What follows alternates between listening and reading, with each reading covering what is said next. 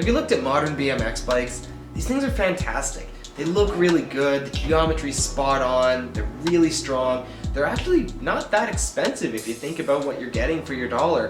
Like, BMX bikes are great these days. We're almost spoiled. A couple years ago, you couldn't get good completes like this in a mid-range price point. But to explain how we got to modern epic bikes like the XL version of Fit Bike Co.'s STR models, I have to take you on a little story here. If you were a kid in the 60s or 70s, there was no such thing as a BMX bike. There was no such thing as mountain bikes. The only thing you could really do for a bike that was fun to do wheelies on or take on little side trails was to build yourself a chopper like this. You take a kid's bike, you put an adult fork on it, put a small front wheel on it, put some ape hanger style bars, and you're good to go. These are a ton of fun, but they kind of only work for little kids, and they're honestly a little dangerous. If you pedal too hard, these things will wheelie so hard they flip you backwards. So these couldn't last. Once you hit the late 70s or the early 80s, that's when you started having companies like Kawasaki and Huffy starting to make what was essentially engineless motocross bikes for kids. So you'd see things like the Kawasaki BX100, which came out in I think 1975, and it basically looked like a downsized motocross bike. These were originally ostensibly built as a racing sport, which soon transitioned into guys like Bob Harrow taking their BMX bikes to the skate park and trying to copy what the skaters were doing. So this is roughly the kind of bike they came up with. This is not one of Bob Harrow's old models. This is from Norco, a Canadian company, wearing their shirt and everything.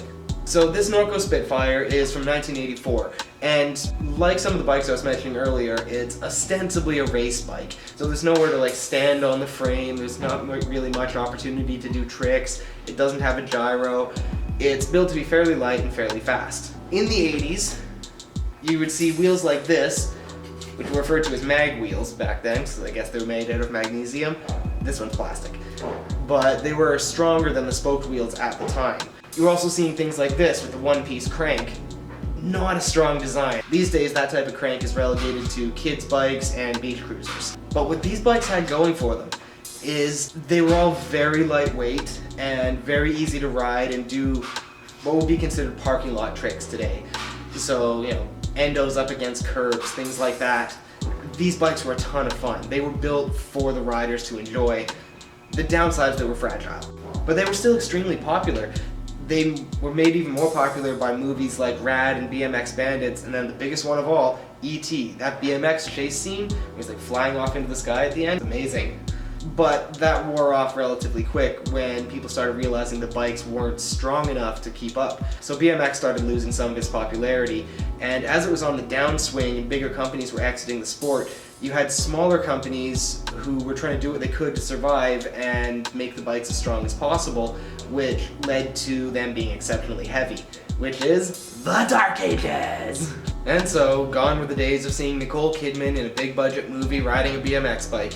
Come the early 90s, BMX was basically dead. There was no big corporate sponsorship anymore, so there was really no money flowing. And it was only the smaller rider-owned custom companies like Standard that were able to survive at that point, and big companies like Harrow because they had some financial backing still. That company Standard were the ones who started BMX moving back in the right direction, regaining some popularity for it, and that's by making what they called the STA, the stronger than all frame.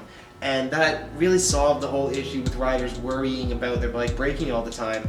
The downsides, a built-up STA would weigh around like 40 pounds, easily 45 pounds if you're using some heavier duty parts. That's completely unacceptable. Bikes today weigh about half that. This bike is a perfect example of a mid-school or one of the Dark Ages BMX bikes. It weighs a ton. This thing weighs 39 pounds with no pegs on it. Add pegs, and it can get to that 45 mark pretty quickly if you're using old school pegs. The most recognizable thing about it is this sprocket, which you might notice is the same thing that's on the bikes that you ride in Grand Theft Auto. So if you played GTA San Andreas as CJ ripping around Grove Street on that BMX, it's probably one of these that it was based on. This is a DK Dayton. It was one of their highest end complete bikes back in the late 90s, early 2000s, and yeah, it's really strong. But it's so heavy and the geometry is just not right, so I can't ride it very well no matter how much I try. The bars are tiny, the center of the frame's too short, the back of the frame's too long. It's just not right. These bikes did have a resurgence in popularity in the late 90s, and that was due to video games like Matt Hoffman and Dave Mira's BMX, where you could ride as Matt Hoffman or Dave Mira or guys like Ryan Nyquist in what was effectively like a Tony Hawk skate style game. The X Games also became popular around then, which for the time was the biggest contest for freestyle sports in the world. But sales were still kind of sluggish, the industry wasn't doing that great, it just clung on through these times. And it shows in the products of the bikes. These aren't really collectible anymore except for a few people who grew up with mid-school, so it has personal value to them. Most people, if they're collecting older BMX bikes, they want the 80s models, not the 90s ones, because these are unrideable. Modern BMX bikes take all of the strength out of a bike like this and put it in a more lightweight, more affordable package. So while this was a Pro Complete back in its time, I would say that a modern mid-range Complete is way better than this older Pro Complete. So transitioning out of the 90s and the early 2000s into, let's say, 2008 to 2010, that's about where the mid-school or the dark ages era of BMX truly stopped.